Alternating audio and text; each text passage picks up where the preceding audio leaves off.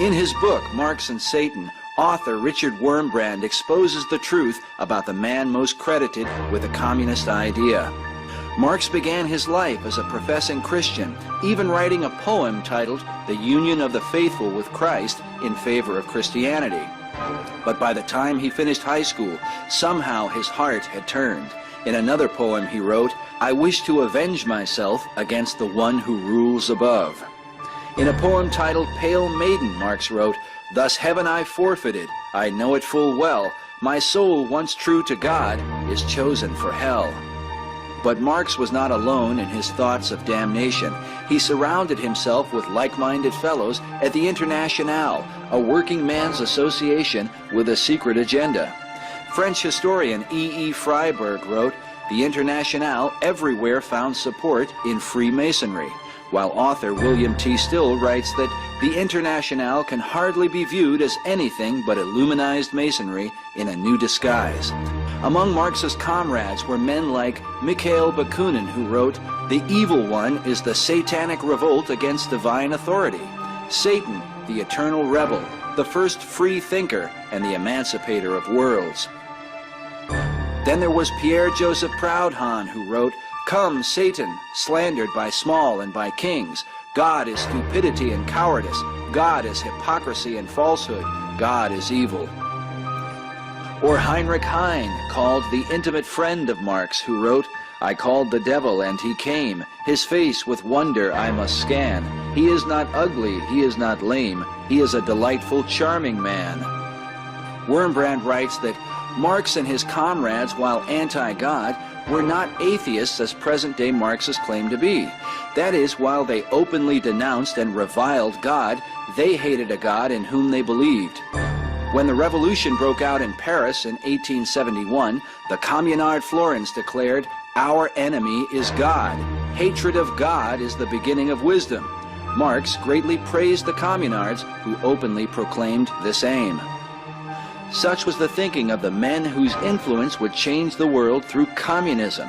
As Nesta Webster wrote, the Internationale became simply an engine of warfare against civilization.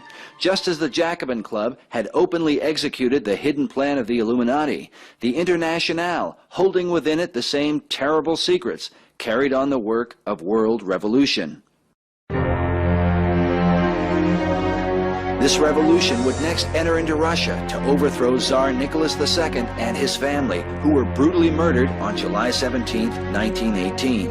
As with the French Revolution, the powers that took over were far more bloodthirsty and cruel than any monarch in Russia's history. The two chief instruments, Lenin and Trotsky, inspired a civil war that cost 28 million Russian lives. When Joseph Stalin inherited Lenin's legacy, he would be called the most dictatorial and murderous tyrant the world had ever known. His own daughter said of him, quote, "A terrible demon had taken possession of my father's soul." It is now estimated by Soviet sources that Stalin's reign of terror killed 40 million Russians, a far greater death toll than what is so often attributed to Adolf Hitler. Sources claim that Europeans and Americans financed Lenin and Trotsky in their attempts to foment a revolution in Russia. Many have seen in this a global conspiracy. Among them was a young Winston Churchill, who made this statement where he tied it all together in a London newspaper in 1920. He said, "From the days of Spartacus Weishaupt to those of Karl Marx to those of Trotsky, this worldwide conspiracy for the overthrow of civilization has been steadily growing. It played a definitely recognizable role in the tragedy of the French Revolution. It has been the mainspring of every subversive movement during the 19th century. And now, at last, this band of extraordinary personalities from the underworld of the great cities of Europe and America have gripped the Russian people by the hair of their heads and have become practically the undisputed masters of that enormous empire." Yet in 1945, Churchill would be among the three leaders at the infamous meeting at Yalta, an historic event that many argue was a gigantic push for the New World Order. Is it possible that somehow Churchill's youthful convictions changed 25 years later? For now he would sit in support of the very movement he sought to expose. The Soviet Union, under the bloody leadership of Joseph Stalin, was given power over half of Europe, a decision that would later lead to the murder of countless millions. It is said this was largely due to the efforts of Franklin D. Roosevelt.